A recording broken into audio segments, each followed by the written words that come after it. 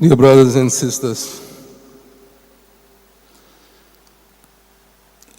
Jesus talks about the messianic banquet. He says, "Blessed is he who shall eat bread in the kingdom of God."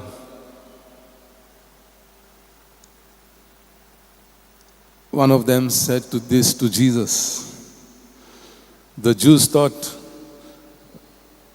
the kingdom of God, the messianic banquet is for them, for their own salvation. They thought the Messiah would come as a royal king to save them and then give a banquet and give them freedom, give them resurrection from bondage. But Jesus tells them through the parable that it is not so. The kingdom of God, salvation is for all, because the Jews rejected Jesus' God's offer of the messianic banquet of God's kingdom.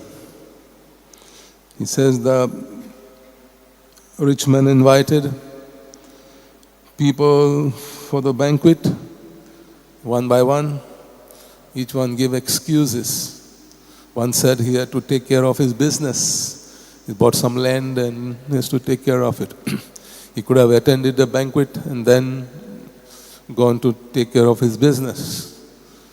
Second one says, I have brought oxen and I have to take care of them, to take care of my housework.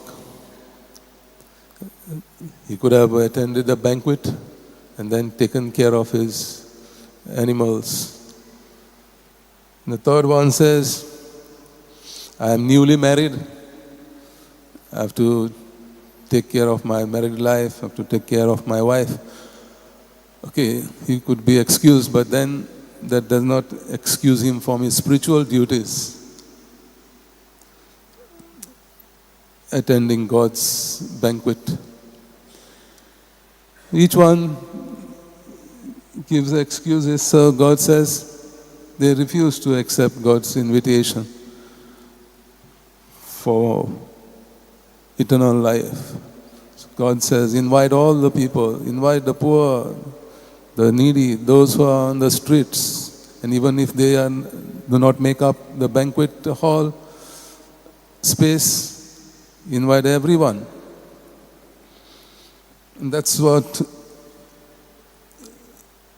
a love of God, unconditional love of God is for each one of us. There's no distinction, no black and white, no rich and poor, no high caste and low caste.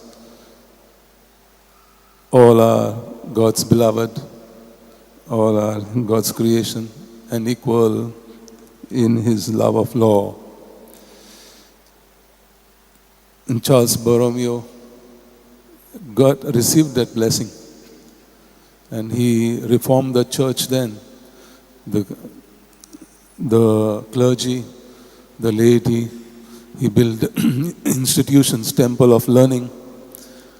He revised the missal, the liturgy, the singing, hymns, and then eventually gave the catechism and moral faith. So he did not give an excuse saying that he's a doctor of law, he is highly educated and has to take care of his family. He was a rich man, he had enough of wealth.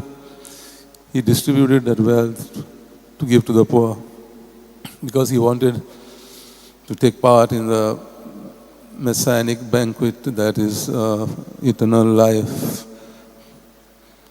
And so in our life too, we have different situations. Our father says, I want to spend more time with my kids, but I'm too tired when I get home.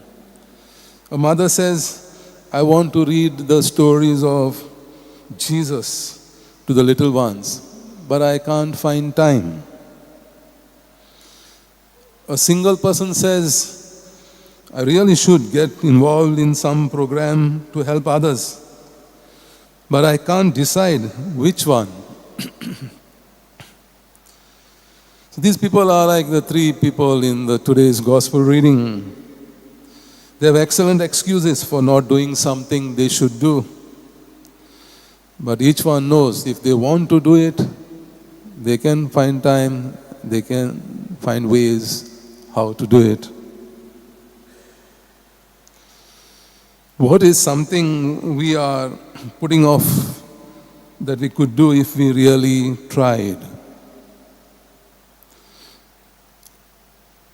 It may be spiritual matters, it may be family matters.